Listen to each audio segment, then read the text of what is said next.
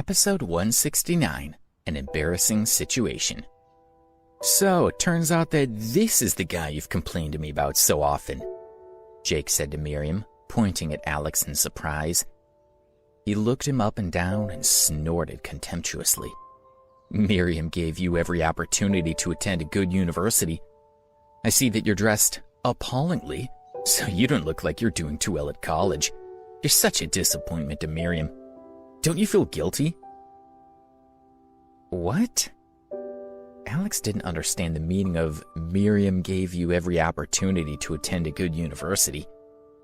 He didn't want to be near Miriam anymore, so he went over to the front desk. I'd like to see how you pay, Miriam muttered, as she and Jake followed behind him. Hello, I'd like one of your better rooms, please, Alex said to the receptionist. Well, I can offer you a large, elegant room with a king-sized bed. Would that be all right? Although the front desk lady also had her doubts about Alex, she was polite, and Alex nodded. Sir, the price of the room is $2,300 a night. The front desk lady motioned for Alex to pay up front. If he can afford it, I'm seeing flying saucers, Miriam said. She and Jake had walked up beside Alex. They looked at him with wicked smiles, and Miriam turned to the receptionist. I would advise you to be more perceptive about people who come up to you, so as not to waste everyone's time. Because otherwise you can spend a lot of time talking to someone, and then it turns out they don't have the money to pay. The front desk lady could only reply with a weak smile. Alex was getting angrier and angrier. He stared at Miriam for several seconds. Look, are you taking the room or not?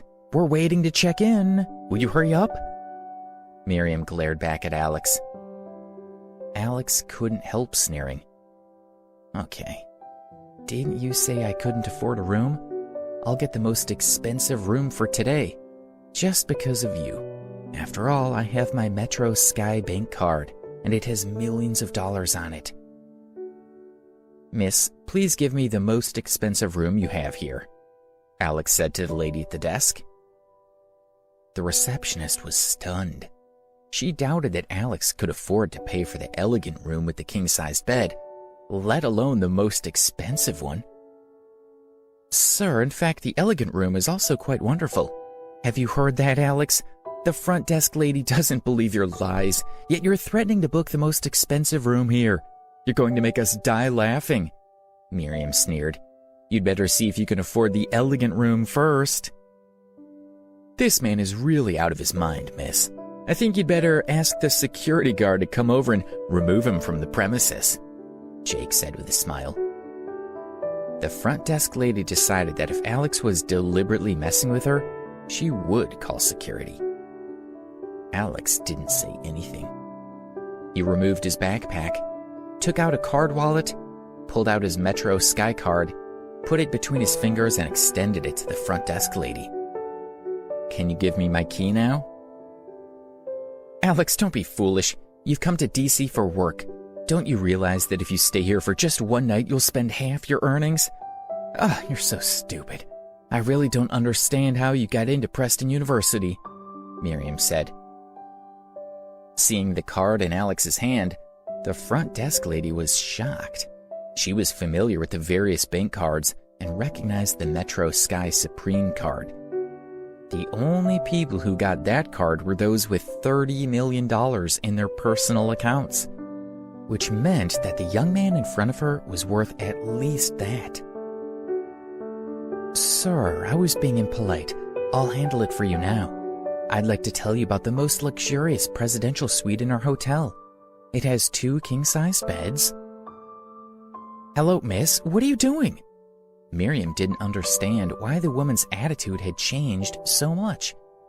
Jake held her back. He had also seen the Metro Sky card in Alex's hand and was flustered. What's the matter? Miriam was still a college student and didn't know anything about that prestigious card. The card in his hand is the Metro Sky Supreme card. You only qualify for one of those when you have a minimum of $30 million in your account. He's not a poor loser, but a multimillionaire. Who told you to scold him just now? Now what can you do? Jake was rattled and suddenly quite shy. Oh! Miriam was surprised, and her heart skipped a beat. How could she have guessed that Alex would have millions of dollars to his name? She was deeply worried when she thought about how rude she had been to him just now. When she saw Jake looking at her reproachfully, she said in a low voice, "Why are you looking at me like that? How could I have known that he had so much money?" Jake stared at her. He stealthily glanced at Alex. Seeing that he wasn't looking, Jake quietly pulled on Miriam's sleeve and signaled to her to leave quietly with him. They walked away cautiously as if they were thieves to avoid attracting Alex's attention. But Alex wasn't blind. He didn't know what they were doing. He just didn't want to argue with them. "There is no need to tell me anything more. I'll just take the room," Alex said to the receptionist. "Okay, I'll set it up for you right now." The lady took Alex's card and began to swipe it. She suddenly raised her head and said, "Sir, your card can't be used." Alex was shocked, as were Miriam and Jake, who were still within hearing distance. "Could you please try it again?" Alex remembered that he had used the card that very afternoon to pay $100 to the man who had been bothering the pancake girl, and it had worked just fine. "Really, sir, I've tried it 3 times. Your card just can't be used. It shows that your account has been frozen." The front desk lady put the bank card on the counter. "Do you have any other cards I can run through?" "Just a moment." Alex had no other cards. He took out his cell phone to call the manager of Metro Sky to ask what was going on. Seeing that Alex's card was useless, Miriam and Jake looked at each other and stopped walking away. "Hello, manager. What's wrong with my card?" "Oh, Mr. Ambrose, I'm really sorry. 2 hours ago I received a message from your family asking for all your funds to be frozen, so," Robert Miller said in a conversational tone. Alex was puzzled. He couldn't understand why his family had frozen his account again. "Do you want a room, sir?" asked the receptionist. "Please wait a moment," Alex replied politely. He was just about to call Ken Stokes to ask what was going on when he received a call from Ken. "Mr. Ambrose, your family's not happy with the large-scale use of family resources to search for Miss Debbie Stonehill. The family called and said that I should suspend the search for Miss Debbie. They also said that you shouldn't waste your time on useless things. That you should go back to New York to manage your business. They said that if you don't listen, you will not be able to use a cent of the family's assets." "That's ridiculous. Looking for Debbie is the most important thing in the world to me. If that's how the family feels, let him feel that way." Alex gave a cold smile. "Mr. Ambrose, please think about it carefully. If you continue to search for Miss Debbie in person, none of the family members, including me, will give you any help. If you come back here, although I can no longer use the full resources of the East Coast Division to help you find her, I can use 1/5 of the resources and the family will not say anything.